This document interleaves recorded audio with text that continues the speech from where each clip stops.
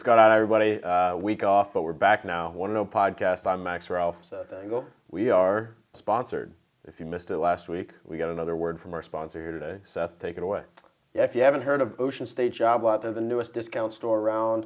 They're from Ocean State, which is Rhode Island. If you didn't know what that means, job lot, I mean, you're not finding a job there, but you can find just about anything at an incredible price. They're on East College Ave, only about 5 minutes from campus. Need gloves or a hoodie to stay warm at the game? They've got them. Looking for a folding chair or best tailgate snacks? Ocean State Job Lot has you covered. It's not just a great place to pick up tailgate supplies. They're cheaper than other options around town for stuff college students need, like laundry detergents, battery, red plastic cups. Check out their website at oceanstatejoblot.com.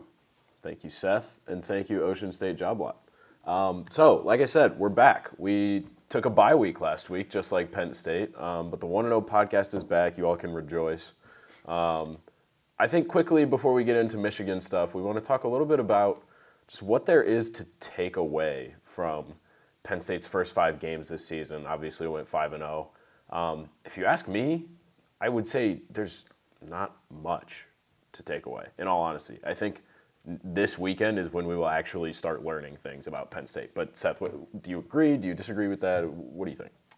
Yeah, I think the last 2 home victories over Central Michigan and then Northwestern, I don't think it said a ton. I think in the long term, those are 2 games you're kind of going to look back on and be like, okay, those were 2 victories.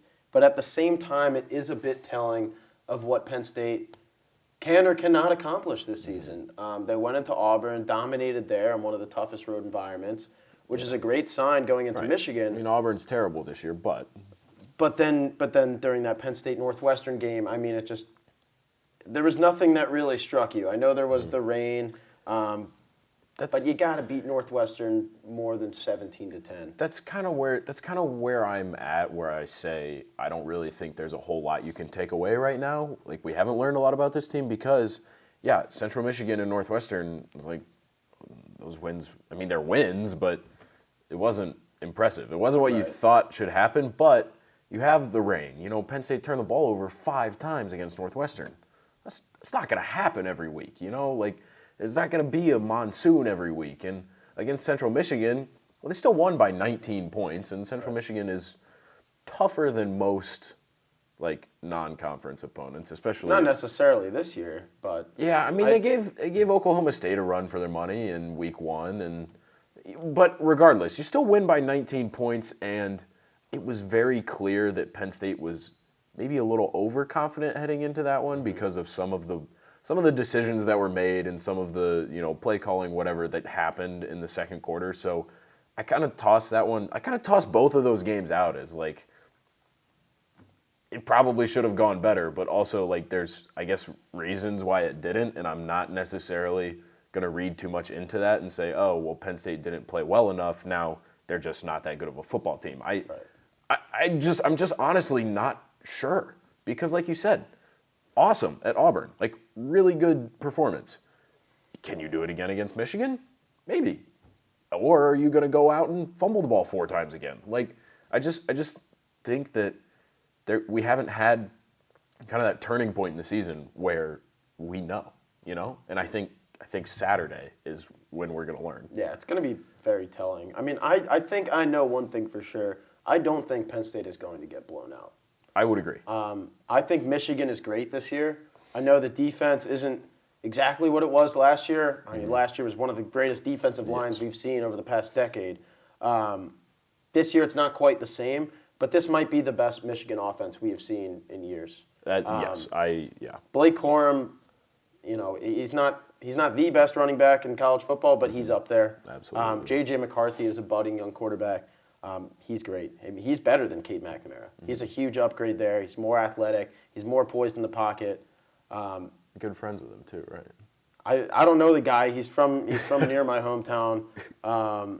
But I mean, it's just a different offense than we've seen. Michigan has always been known for their defense. But this year, I mean, it is really their offense coming through.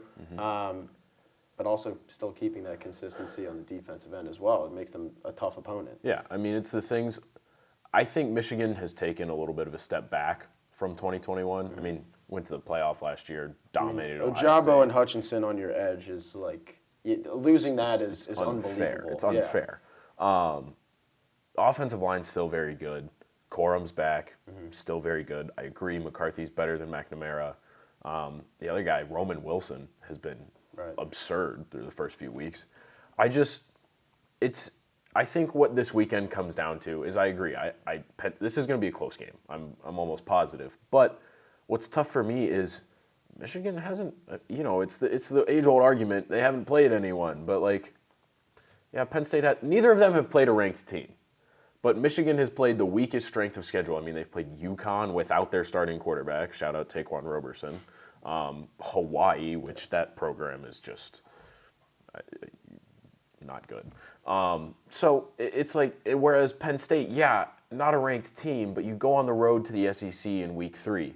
You play on the road in a tough Big Ten environment. Purdue is a tough place to play. And they're also not bad. Not a bad they're not team. a ranked team, but they're not.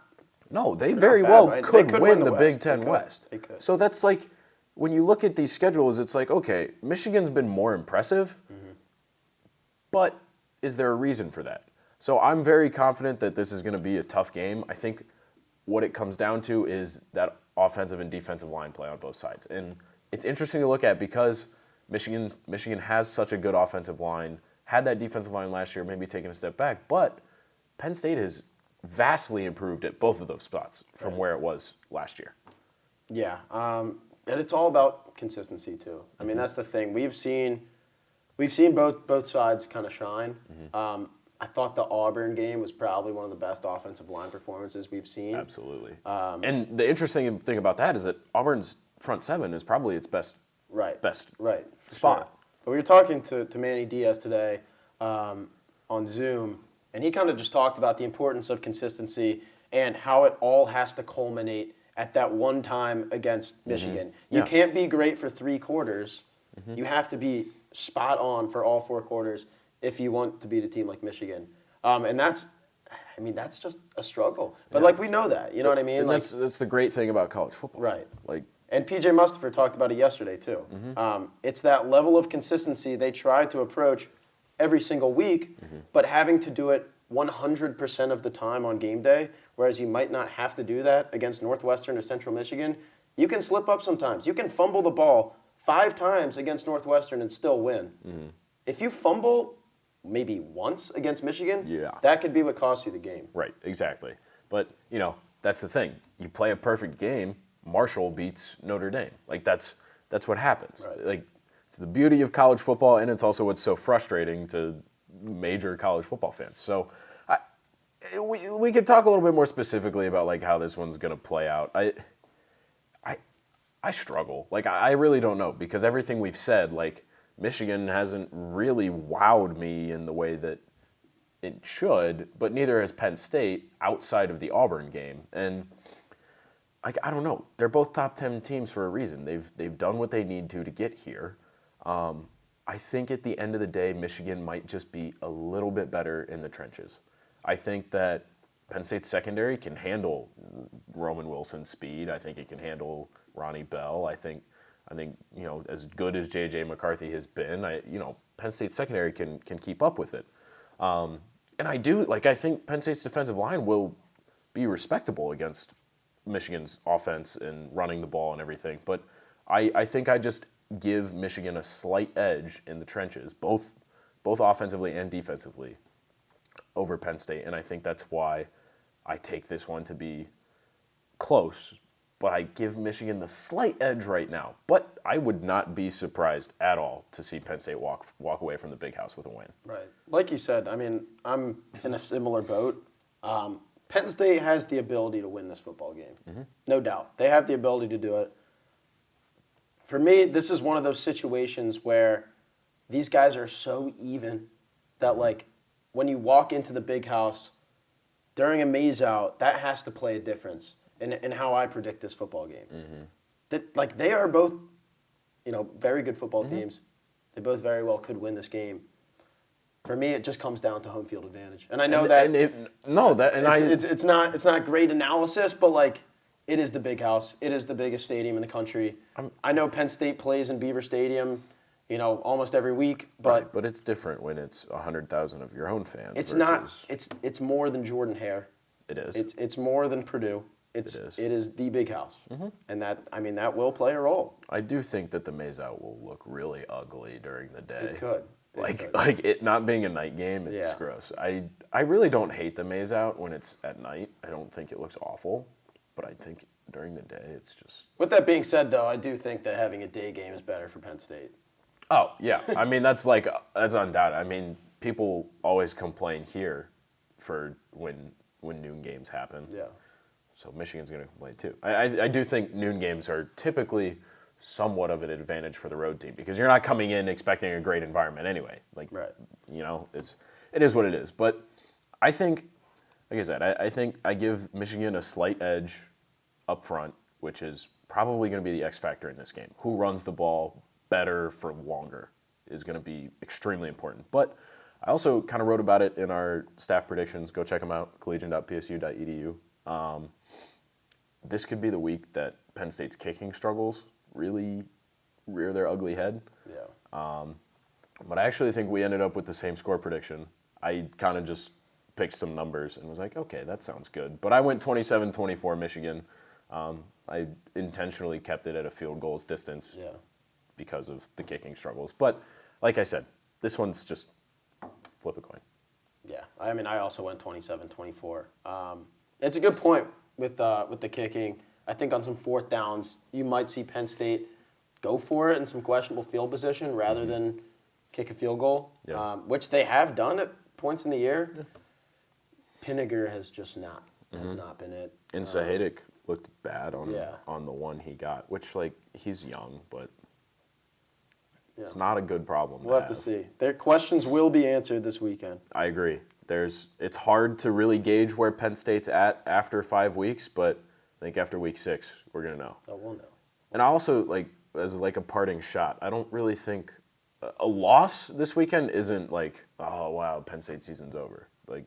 A loss might not be an awful thing because in some ways, you get to you can learn, you can see, okay, here we are. And as long as they can regroup from that. I was going to say, because this is big picture, but if you lose and then beat Ohio State at home and Ohio State beats Michigan, then you're still looking at a potential Big Ten championship. So that's big picture, but like I said, as a parting shot, I don't think a loss is awful, but we're going to learn. You go and learn. That's a good song. All right. Thanks for watching. I'm Max Ralph, Seth Engle. Keep tracking with us at collegian.psu.edu and on Twitter at 1&0pod and PSU Footblog. Peace.